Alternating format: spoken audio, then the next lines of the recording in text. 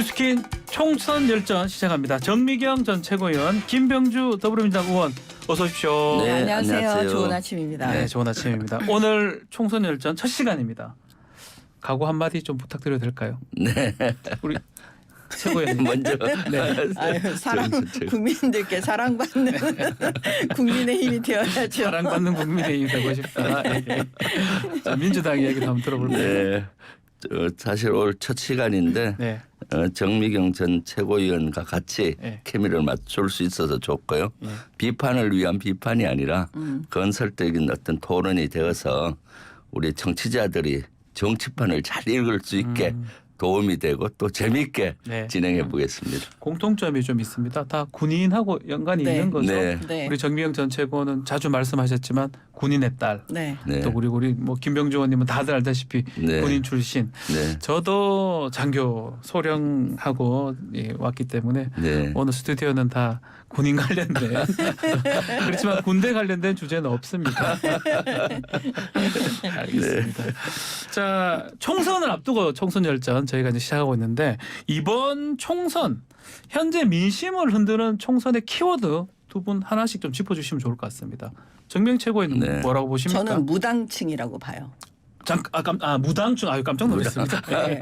그러니까 예. 이 당도 싫고 저 당도 싫다라고 하시는 분들의 그 층이 예. 굉장히 다른 때하고 달리 뭐랄까 약간 결집된 느낌으로 이게 굉장히 커요. 네. 그러니까 말하자면 국민의힘 지지층이 한 묶음이라고 보면 같은 정도의 묶음이 민주당 지지자들 그다음에 그 정도 같은 묶음이 또 아까 말씀한 무당 이 당도 싫고 저 거의 당도 3분의 1, 싫다. 3분의 1, 3분의 1이다 이 말씀인데요. 약간 그런 느낌인 거예요. 지금 보니까 여론조사를 지금 계속 제가 이제 추세를 보면 그래서 이제 그 이 무당층의 이 분들이 과연 어떤 방식으로 움직이실까?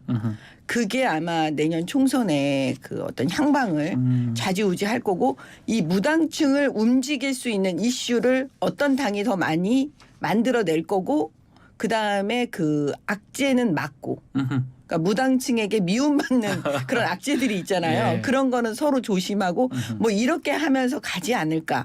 저는 그렇게 봅니다. 김병주 의원님 공감하시는지 또 그리고 키워드. 네. 예. 정미경 의원님 의견에 공감합니다. 네. 근데 더 큰 키워드는 저는 우리 당에서 찾으려고 해요. 야당의 민주당? 야성. 야성입니다. 야성입니다. 필요하다. 왜냐하면 현재 윤석열 정권은 독재와 무능으로 일관하고 있잖아요.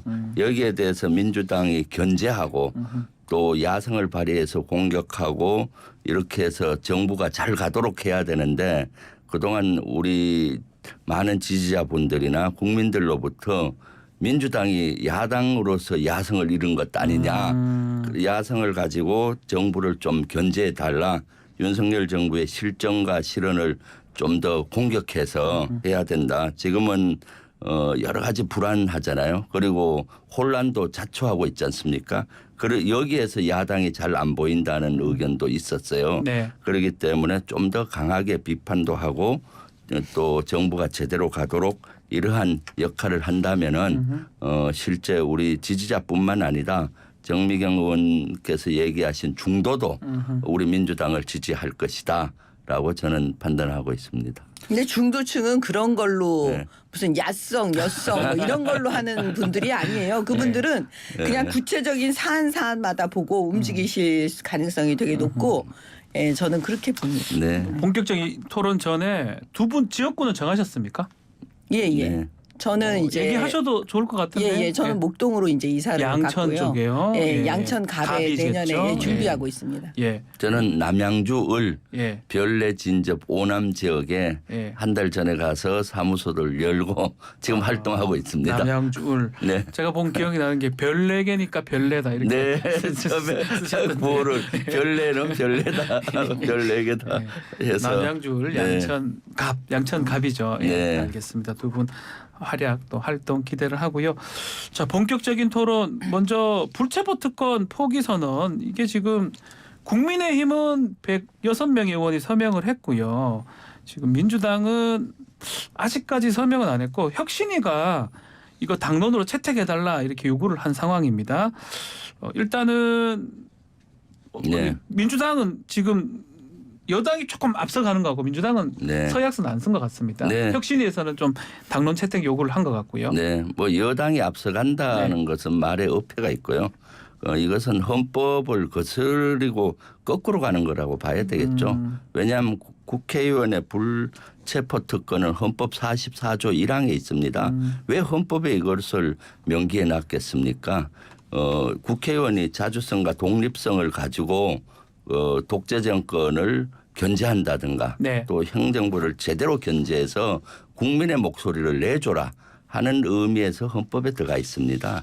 그래서 이것을 불체포 특권에 대해서 여당에서 서명을 하는 것은 앞서간다는 것은 말에 어폐가 있는 네. 것이죠. 네. 그리고 지금 혁신위에서 우리 이러한 것들을 요구했는데 여기에 대해서는 여러 가지 숙고 과정이 필요하다고 저는 봅니다. 저는 지금 뭐냐면 독재 자꾸 얘기하시는데 독재는 지금 민주당이 하고 있어요. 윤석열 정부가 뭘 하려고 그래도 지금 민주당이 다수당이잖아요. 엄청난 다수당이에요. 그러니까 민주당이 모든 법을 마음대로 막 금나와라 뚝딱이에요. 거의 그 수준으로 법을 만들어내고 있고 계속 그 윤석열 대통령이 뭔가 하려고 그러면 발목을 잡고 있고 이렇기 때문에 독재는 민주당이 하고 있다라고 말씀을 드리고요. 예. 그다음에 불체포 특권에 대해서 제가 볼 때는 지금 민주당 혁신위가 얘기하는 건 두 가지입니다. 네. 서약서도 쓰고 그다음에 앞으로 그 체포 그 동의안 들어오면 가결해라. 당론으로 결정해라. 당론으로 결정해라. 이거 두 가지거든요. 예. 근데 이 두 가지는 제가 이 민주당 내에서 의총에서 통과 못할 것 같아요. 아, 그게 왜 그러냐면 예. 지금 돈봉투 사건으로 언론 보도에 따르면 한 20명 정도가 돈을 받았다는 거 아닙니까? 예. 그러면 그 20명의 국회의원들 앞으로 줄줄이 체포 동의가 이제 들어가면 요구가 들어가면 네. 전부 다 그럼 당론으로 가결시켜야 되는데 그 부담을 민주당이 안고 그걸 할까요?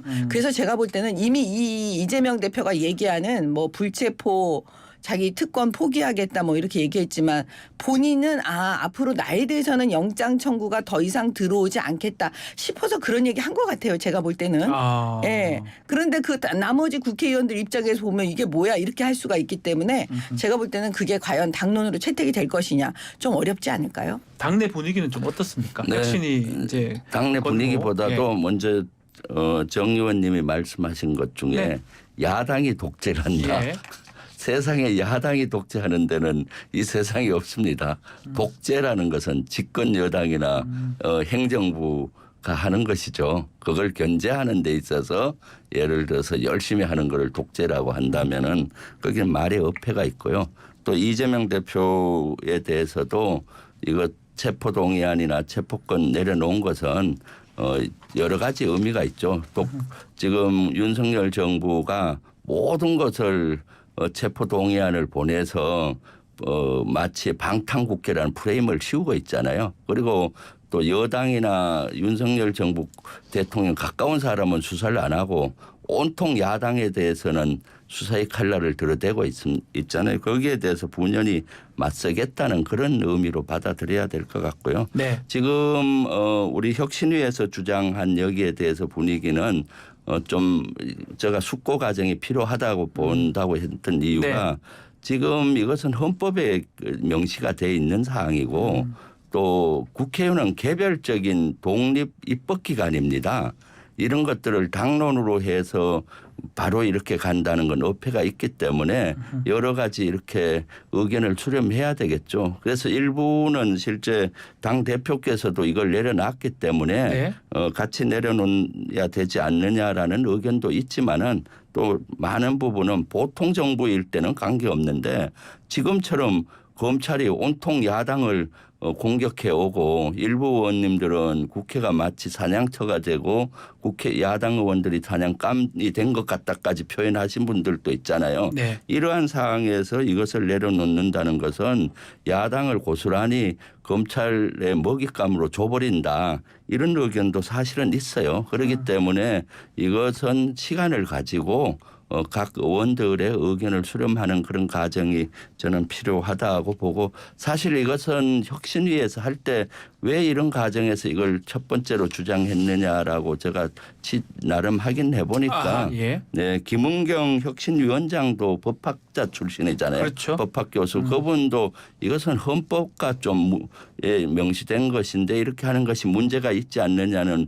문제성도 제기를 했다 그러더라고요. 그런데 일부 혁신위원들이 강하게 방탄 프레임에 걸리지 않으려면 이걸 해야 되지 않느냐라고 주장을 해서 한 것으로 보여집니다. 그래서 이것은 좀 더 논의하고 수기 과정이 저는 필요하다고 민주당은 아마 그러니까 속보를 할 것 같습니다. 민주당 지금 이 김병주 의원님도 얘기를 제가 이게 당대당이기 때문에 지적을 안 할 수가 없는 게요.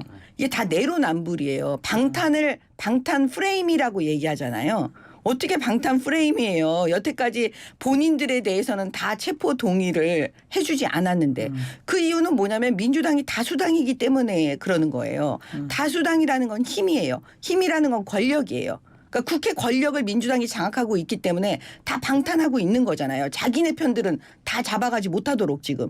잡아가는 것도 아니에요. 판사 앞에서 남들하고 똑같이 실질심사 받으라고 하는데 그것조차도 안 하겠다고 하는 거예요. 그게 바로 독재예요. 다른 게 무슨 독재겠어요. 그러면서 본인들은 윤석열 정부와 윤석열 대통령한테 독재라고 얘기하고 있잖아요. 오히려. 그런 게 내로남불인 거예요. 독재 프레임을 지금 씌우고 있는 건 민주당인데 본인들은 역으로 뭐 방탄 프레임을 씌우고 있다. 이렇게 얘기를 하고 있잖아요. 그러니까 이런 부분을 지적하지 않을 수가 없어요. 이렇게 지적하고 있는 저도 참 힘들어요. 네. 그다음에 제가 또 말씀드리는 건 뭐냐면 그 박희태 전 대표 얘기를 안 할 수가 없어요. 그분은 돈봉투? 그렇죠. 그분은 돈봉투 300만 원. 확정된 금액이 300만 원이잖아요. 그걸로 집행유예를 받으신 분이에요. 그러면 지금 민주당에 돈봉투 사건이요. 그 검찰이 하라 그랬어요? 돈봉투 돌리라 그랬어요? 그건 이미 윤석열 정부 이전에 있었던 문제예요. 그러면 돈봉투 상속 그 전에 박희태 전 대표는 왜 처벌받았습니까? 검찰한테. 에? 그게 무슨 사냥한 겁니까? 그런 거 아니잖아요. 그러면 똑같은 잣대를 여기도 들이대야 되는 거죠. 저는 똑같은 잣대로 하라고 말씀드리고 싶은 거예요. 네. 이 민주당 돈봉투 사건에 대해서. 그거를 어떻게 검찰이 우리를 뭐 한다. 뭐 윤석열 정부가 한다. 그건 정말 앞뒤가 안 맞고 사리에 맞지 않는 얘기죠. 네. 그 사실 그 말씀하신 대로 왜 검찰 독재냐. 사실 우리는 민주주의 국가이고 법치 국가입니다. 우리의 법치에 흐르는 4가지 원칙이 있지 않습니까? 우리 박지원 앵커께서도 변호사니까 너무 잘 알듯이 무죄 추정의 원칙, 증거주의, 공판주의, 불구속 수사주의입니다. 이 4가지 원칙을 지키면서 해야 되잖아요. 그러니까 그런데도 불구하고 윤석열 정부에서는 이 4가지를 깡그리 무시하고 지금 들어오고 있지 않습니까? 재판도 하기 전에 유죄를 마치 단정하듯이 이렇게 죄인 취급하는 거고 재판에서 유죄가 나기 전까지는 사실은 무죄 추정으로 가야 되지 않습니까? 그런데도 불구하고 그렇게 하지 않고 증거보다는 주장, 주의 이런 걸로 해서 수사 과정을 마치 동영상으로 보듯이 막 공개하고 해서는 안 되는데 그래서 죄인 취급하기는 거고 공판보다는 기소 중심으로 가고 있고 구속 수사를 원칙처럼 하고 있잖아요. 일반 국민도 기본권을 보장하기 위해서 실제 불구속 수사를 원칙으로 네. 하는데 구속영장을 마치 계속 구속영장을 알겠습니다. 보내지도 않아야 될 것인데 구속영장을 청구한다든가 이런 것들을 하게 체포 동의안을 보낸다든가 하는 거죠. 정치를 하지 않고 수사로 지금 알겠습니다. 정치를 하고 있기 때문에 검찰 독재라는 얘기가 들리는 거예요. 의원님 짧게. 그러면 이 대목에서 네. 여쭤보고 네. 싶어요. 그러면 아예 구속 수사를 막아버리세요. 법으로. 우리 일반 국민들 중에서 구속되시는 분은 어떻게 하실 거예요? 아니요. 불구속 네. 수사가 원칙인데 왜 일반 국민들 가운데서는 구속하라 그러고 왜 국회의원들은 구속하면 안 되는 거예요? 그러면 제가 볼 때는 지금 민주당이 다수당이잖아요. 그러니까 법으로 차라리 구속 수사를 없애버리세요. 그리고 그냥 불구속 수사로만 재판을 할 수 있도록 아니 수사를 할 수 있도록 그렇게 하실 의향이 있으십니까? 정 의원님도 법조인들이고 네. 하시는데 네. 저는 법조인이 아니에요. 그렇지만 군에서 법을 많이 다루었어요. 네. 사실 우리 대한민국의 법치의 원칙은 사실은 억울한 사람 10사람의 도둑을 놓치더라도 네. 억울한 사람 1명 안 만나는 게 더 중요한 겁니다. 알겠습니다. 그렇기 때문에 무죄 추정이고 불구속 원칙으로 하는 거고 그런데 꼭 구속을 해야 되는 경우가 두 가지 있잖아요. 증거를 인멸한다든가 네. 또는 도주의 염려가 있을 때 구속을 하는 거잖아요. 예외 조항으로. 네. 그런데 국회의원은 도주할 염려도 없고 증거인멸도 없는데도 불구하고 무조건 구속영장 또는 체포동의안을 보내는 것. 그래서 정치를 하는 것이 아니라 윤석열 정부는 수사로 정치를 한다. 알겠습니다. 이렇게 말씀을 그러니까 드리고 증거- 그런 국민들의 목소리가 많이 들리고 아니요, 있으니까 의원님. 법제인 정 의원님도 아니, 왜- 이런 소리 많이 들어보세요. 아니 국회의원들은 네. 왜 국회의원들만 증거인멸 우려가 없다 그러세요? 네. 국민들 가운데서도 증거인멸 우려가 없다고 다 그렇게 알겠습니다. 얘기를 해요. 지금 얘기하는 건 뭐냐면 우리 헌법에서 불체포 특권 국회의원들한테 특권을 준 거는요. 영장 실질 심사가 없을 때였어요. 근데 지금은 영장 실질 심사가 그 이후에 생긴 거예요. 지금 뭐냐면 증거인멸이 있는지 없는지 그 판단을 판사 앞에서 받아봐라. 이런 취지인데 왜 국회의원들은 그거 안 하려고 그래요? 모든 국민들이 다 판사 앞에서 증거인멸 우려가 있는지 아닌지 그거 실질 심사를 받고 나서 구속 여부가 결정이 돼요. 근데 왜 국회의원들만 판사 앞에서 가서 그 실질 심사 받으라는데 증거인멸 우려가 있는지 없는지 그 판단을 판사 앞에서 받아보라는데 왜 그거 거부하세요? 알겠습니다. 그 얘기를 국민들 앞에서 하셔야 됩니다. 예, 네. 요 내용은 그 평행선이 될 것 같아서요. 네. 검찰 얘기를 좀 했는데 공천 얘기로 좀 넘어가면 이 검사 공천서를 일단 김기현 대표는 한 3차례 정도 부인을 한 것 같습니다. 그럼에도 불구하고 좀 얘기가 계속 나오는 것 같은데 어떻습니까? 정미경 이 최고위원님. 검사 공천설이라는 게 예를 들면 문재인 정권에서 그 민변 출신 변호사 많이 등용하고 그러셨잖아요. 그러면 민변 출신 변호사 하면 그 변호사 공천 이렇게 얘기하나요? 그러니까 그것도 프레임인 거죠. 왜냐하면 윤석열 대통령이 검사 출신이니까. 검사이니까 그다음에 정치를 안 하신 상태에서 사실은 대통령이 되신 네. 거잖아요. 그래서 그 프레임을 씌우는 거죠. 예를 들어서 홍주표 대표는 검사 출신 네 정치인이세요. 네. 근데 이분한테 검사 그거를 강조하지는 않잖아요. 네. 그래서 제가 볼 때는 이런 건 진짜 프레임인 거고 예를 들어서 검사 중에서 그 전에 그 퍼센테이지가 있다면 지금도 그 퍼센테이지로 한다면 그거는 뭐 할 수가 있는 거죠. 검사를. 근데 뭐 이런 식으로 막 검사 공천 예를 지금 현직에 있는 정미경 검사가 최고위원도 나와요. 검사 출신이시잖아요. 저도 검사 출신이지만 제가 검사의 몫으로 공천을 받겠습니까? 아니, 전혀 다른데. 전혀 다르죠. 결이 완전 달라요. 예, 저는 검사를 한 기간보다 정치를 한 기간이 훨씬 더 많아요. 그렇죠. 예. 그러니까 그런 의미로 이거를 갖다가 검사 공천이다 이렇게 낙인 찍으면서 프레임을 씌우는 거는 안 좋은 것 같아요. 김기현 대표가 그런 일 없다라고 말씀드리는 건 바로 그런 거죠.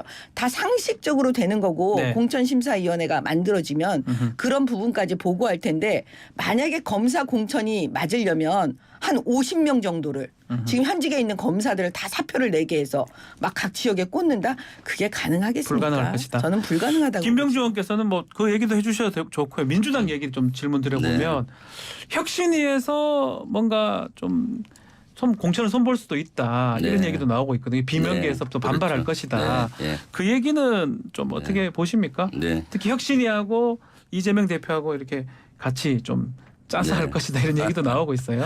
먼저 예. 검사 공천 이것은 사실 많은 국민들이 우려하고 그렇게 되지 않을까 하는 생각을 하고 있습니다. 네. 그렇기 때문에 여당 대표인 김기현 대표가 6월 달 들어서 3번이나 아주 강하게 맞습니다. 검사 공천 없다라고 얘기하는 거예요. 강한 부정은 강한 긍정의 의미도 있기도 해요. 지금까지 윤석열 정부가 들어와서 정부 부처에 검사가 가지 않아도 되는 지역에 검사를 계속 꽂고 있지 않습니까? 그렇게 해서 검찰공화국이 아니냐라는 국민들의 소리가 있는 겁니다. 네. 그래서 검찰 공천이 문제 제기를 하는 것이고요. 오히려 국민의힘 의원님들 제가 개인적으로 만나면은 그걸 더 두려워하고 있어요. 검사 출신들을 전략 공천하지 않은가 정당하게 이렇게 경선을 해야 되는데 그런 두려움을 더 많이 갖고 있더라고요. 예. 그리고 우리 당 입장에서 보면은 사실 우리 당은 공천 문제에서는 21대부터 시스템 공천이 정착이 됐어요. 그래서 이번에도 이재명 대표께서 4월 달에 공천을 어떻게 할 것인가 심의위원회를 만들어서 그걸 전략 공천보다는 시스템 공천으로 하겠다라고 이미 천명을 했잖아요. 그래서 혁신위에서도 이번에 얘기한 것이 많이 오해가 되는 것 같아요.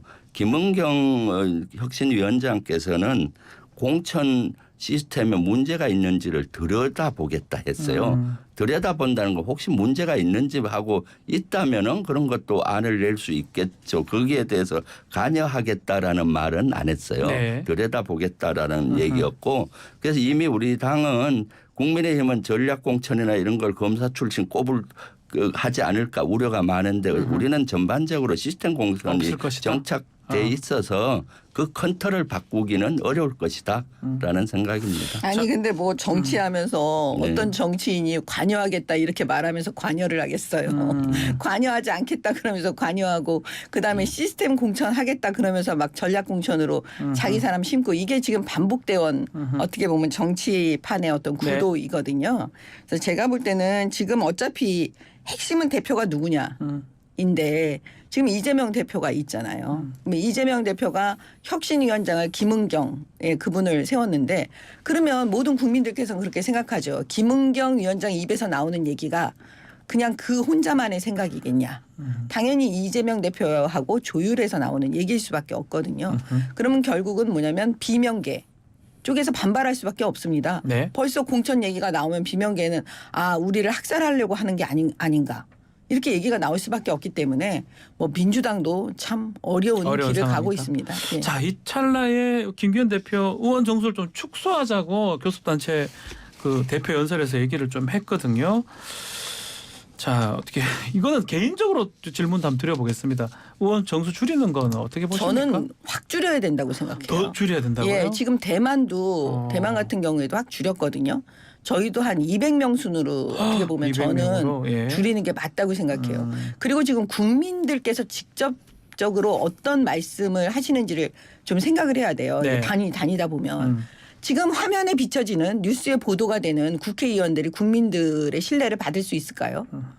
지금 김남국 사건 송영길 전 대표가 방송에 나와서 하는 거 이재명 대표가 나와서 얘기하는 거 쭉쭉쭉 들어보면 야 진짜 국회의원들이 우리 그냥 일반적인 민간인보다 더 못하구나라고 생각들을 많이 하시기 때문에 국회의원 정수를 줄이는 거에 아마 거의 찬성하실 거예요. 예, 그렇기 때문에 지금 김기현 대표는 그 민심의 소리를 읽었기 때문에 제가 볼 때는 자신 있게 지금 10% 이렇게 하고 나오는데 저는 생각 같아서는 더 많이 해야죠. 더 줄여야 된다. 10%보다 더 줄여야 된다. 예. 김기현 대표의 말에 저는 진정성을 의심을 합니다.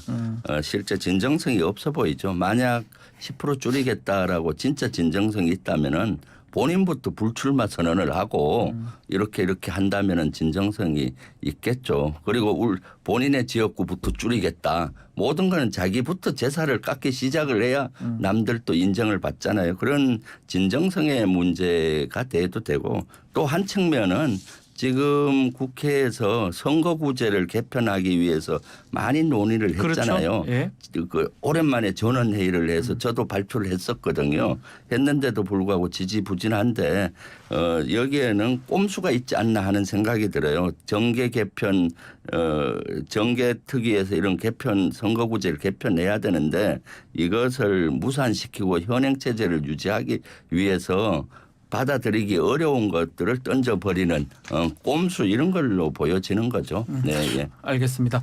마지막으로 요거 한번 다뤄보고 좀 얘기를 좀 해보겠습니다. 오염수 관련해서 가짜뉴스 맞서겠다면서 지금 뭐 횟집도 간다고 그러고 또 사드 그 성주 쪽에 이제 가는 것 같아요.